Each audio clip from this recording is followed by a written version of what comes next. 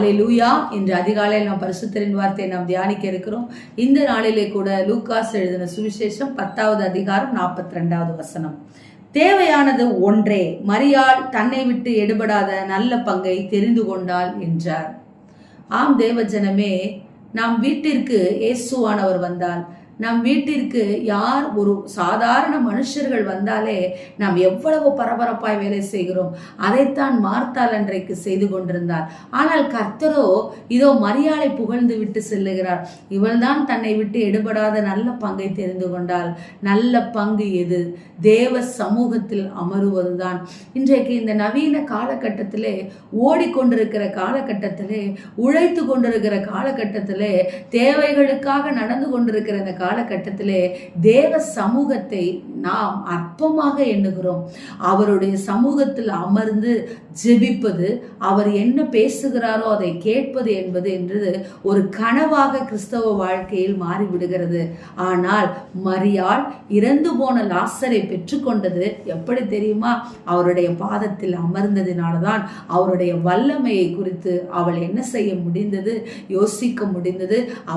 அவருடைய வல்லமையை குறித்து உணர முடிந்தது. ஆம் தேவஜனமே, தேவனை குறித்து விசுவாசம், தேவனை குறித்து அன்பு இல்லாமல் நீங்கள் இருக்கிறீர்களா? அவருடைய சமூகத்திலே அமருங்கள். அவருடைய சமூகத்திலே அமருங்கள். யூதாஸ் அவருடைய சமூகத்திலே அமராததினால்தான் அவன் கெட்டு போய் நான்று கொண்டு செத்தான். சவுல் அவருடைய வார்த்தையை கேட்காததினால்தான் அவனுடைய மரணம் துர்மரணமாய் இருந்தது. ஆனால் உங்கள் வாழ்க்கையிலோ துர்மரணத்தையும், உங்கள் வாழ்க்கையிலேயோ மரண இருளை கர்த்தர் வெளிச்சமாக மாற்ற வல்லவர். நாறிப்போன காரியங்களை தூக்கி எடுக்க வல்லவர். லாசருவை உயிரோடு எழுப்பினவர் உங்களையும் எழுப்புவார். தேவஜனமே, உங்கள் குடும்பத்தில் தோய்ந்து போன படுத்து கொண்டிருக்கிற காரியங்களை நிச்சயம் உயிர் பெற்று எழுவும். எனவே பயப்படாதிருங்கள், கலங்காதிருங்கள். தேவ சமூகத்தில் அமருங்கள். அதுவே நமக்கு வழியாய் இருக்கிறது.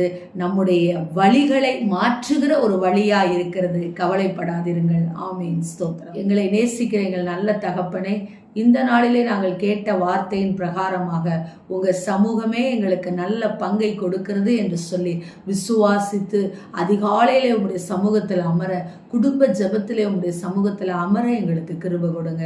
இயேசுவின் நாமத்தில் நாங்கள் இந்த நாளை உங்களுடைய கரத்தில் ஒப்பு கொடுத்து தொடங்குகிறோம். நல்ல பிதாவே, ஆமீன். Praise the Lord. ஹல்லேலூயா.